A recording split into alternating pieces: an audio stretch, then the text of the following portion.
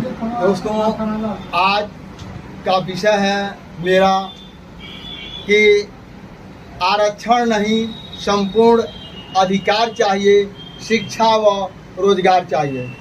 दोस्तों, मेरा नाम फिशरमैन चंद्रभान निषाद है और आज मैंने ये जो नारा दिया, आरक्षण नहीं, संपूर्ण अधिकार चाहिए, शिक्षा व रोजगार चाहिए, तब होगा देश का विकास। अब संपूर्ण अधिकार है क्या? संपूर्ण अधिकार जो मेरा है वो है, अभी हम सरकार से आरक्षण की लड़ाई लड़ रहे हैं, तमाम सारे नेता लोग आरक्षण की लड़ाई लड़ रहे हैं, लेकिन आरक्षण का जो दायरा होता है, आरक्षण का दायरा होता है वो परसेंटेज में होता है। आपको लड़ाई में अगर आपको जीत मिल गई तो 10%, 5%, 2%, 20%, 25%, 30% ऐसे करके आपको आरक्षण मिल जाएगा। लेकिन 20%, 30%, 25% से कभी भी SC, ST, OBC समाज का विकास होने वाला नहीं है।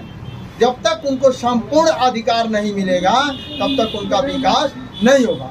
और संपूर्ण अधिकार ये है और इस तरीके से मिलेगा, जिसकी जितनी संख्या भारी उसकी उतनी हिस्सेदारी, तब उसको संपूर्ण अधिकार मिलेगा। और संपूर्ण अधिकार देने के लिए जाति जनगणना अनिवार्य है। अगर जाति जनगणना होती है उससे ये पता लगता है कौन से समाज के कितने कितने लोग हैं, उसके आधार पर उनको भागीदारी बनाया जाए, उसके आधार पर उनको हिस्सेदारी दिया जाए, तब जाकर के उनका विकास होगा, वरना उनका विकास होने वाला नहीं है।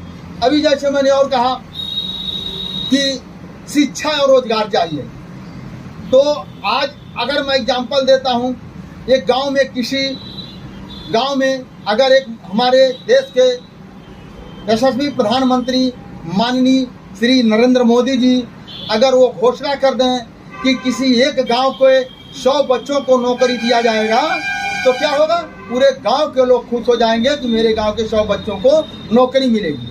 लेकिन वही चुनाव होने के बाद जब सब कुछ कंप्लीट हो जाएगा, सरकार बन जाएगा, वो टारगेट रख दें कि इस गांव के अगर 100 बच्चों को नौकरी दिया जाएगा, लेकिन टोटल वो डॉक्टर और इंजीनियर होना चाहिए।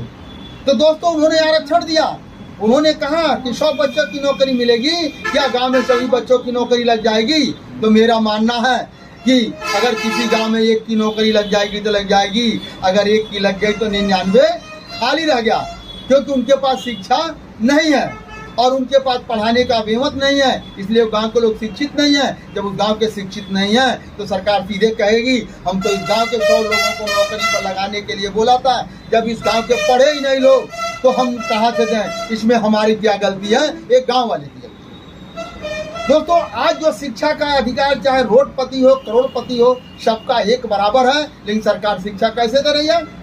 जिसके पास जैसा पैसा वैसा शिक्षा मुहैया करा रही है, और जिनके पास पैसा नहीं है उनको बिल्कुल शिक्षा नहीं है।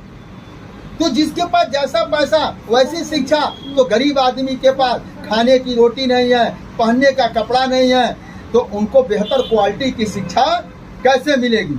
तो ये मेरा सरकार से आग्रह है कि सभी को, अगर आप शिक्षा देना चाहते हो, सभी को एक क्वालिटी की शिक्षा देना चाहते हो, तो आप पहली प्राथमिकता सरकारी स्कूल करो। जब पहली प्राथमिकता सरकारी स्कूल होगा, तभी जाकर के तमाम गरीबों को बेहतर क्वालिटी की शिक्षा मिलेगी।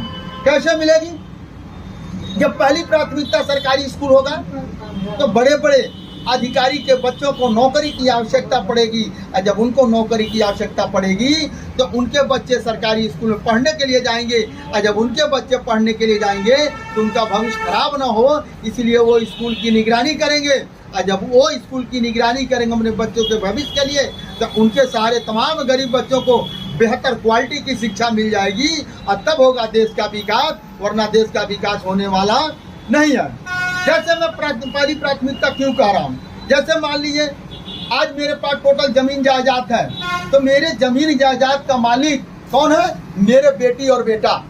ये कानून के दायरे में, सिस्टम के दायरे में कि मेरे जमीन जायदाद का टोटल मालिक जो है मेरे बेटी और बेटा है। तो इसी तरह से नौकरी भी सरकार का, स्कूल भी सरकार का। सरकार अपने स्कूल की पहली प्राथमिकता दे, तब जाकर देश का विकास होगा, वरना देश का विकास होने वाला नहीं है। ये मेरा चैलेंज नहीं, ये मेरा दावा भी है। दोस्तों, आज के वीडियो में इतना ही। अगली वीडियो में फिर आपको नए विचारों के साथ हम मिलेंगे। धन्यवाद, नमस्कार।